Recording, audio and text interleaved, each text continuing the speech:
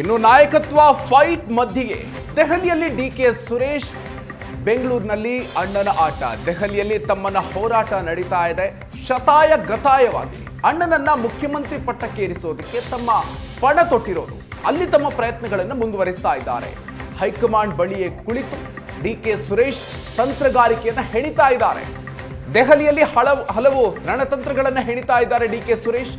High command ನಾಯಕರ ಭೇಟಿಗೆ DK Suresh ಶತ ಪ್ರಯತ್ನವನ್ನ ಮಾಡ್ತಾ ಇದ್ದಾರೆ.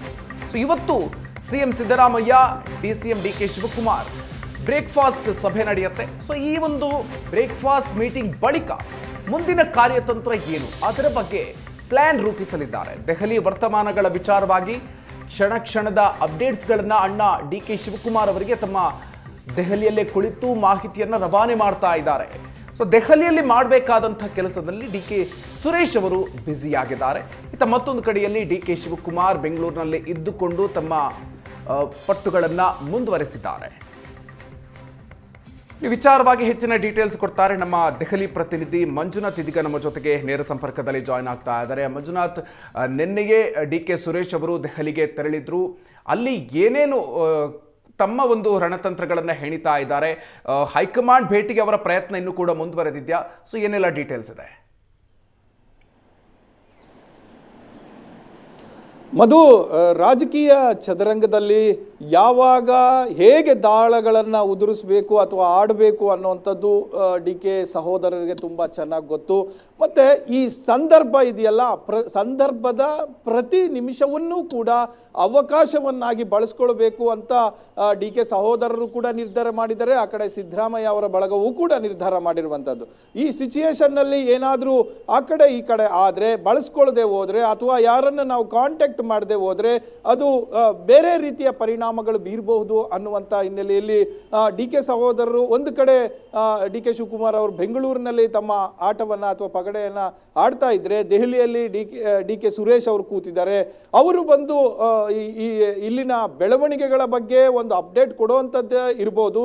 ಆದರೆ ಅದಕ್ಕೂ ಮುಂಚೆ ಒಂದು ಪೂರ್ವಭಾವಿಯಾಗಿ ಕೆಲವೊಂದು ಕೆಲಸಗಳನ್ನು ಮಾಡಬೇಕಾಗತ್ತೆ. ಆ ಕೆಲಸಗಳನ್ನು ಇಲ್ಲಿ ದೆಹಲಿಯಲ್ಲಿ ಕೂತ್ಕೊಂಡು ಅವರು ಮಾಡ್ತಾ ಇದ್ದಾರೆ. ಐದರ್ ನಿಮಗೆ ಹೈಕಮಾಂಡ್ ನಾಯಕರನ್ನ ಭೇಟಿ ಆಗುವಂಥದ್ದು ಇರ್ಬೋದು ಅಥವಾ ಅವರಿಗೆ ಮಾಹಿತಿಯನ್ನು ಕೊಡುವಂಥದ್ದು ಇರ್ಬೋದು ಓವರ್ ದಿ ಫೋನ್.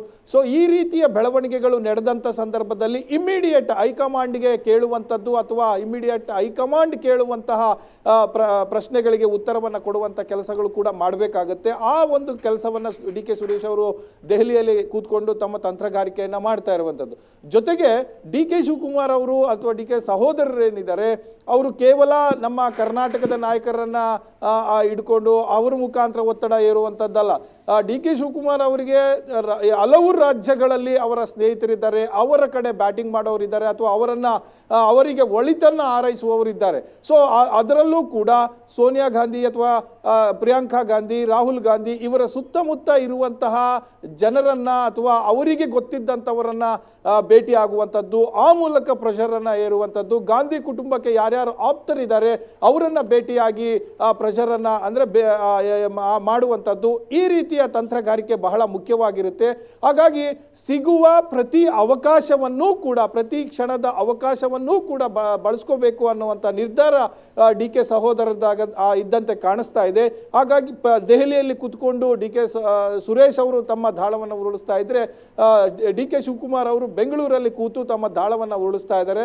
ಇವತ್ತಿನ ಕ್ರೂಷಿಯಲ್ ಬ್ರೇಕ್ಫಾಸ್ಟ್ ಅಥವಾ ಉಪ್ಪಿಟ್ಟು ಸಭೆ ಇದೆ.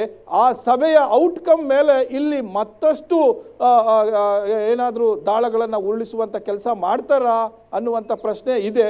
ಅದಕ್ಕೆ ಕಾದು ನೋಡಬೇಕಾಗತ್ತೆ ಏನು ಮಾಡಬಹುದು ಅಂತ. ಮಧು, ಓಕೆ, ಥ್ಯಾಂಕ್ ಯು ಮಂಜುನಾಥ್ ಡೀಟೇಲ್ಸ್ಗೆ.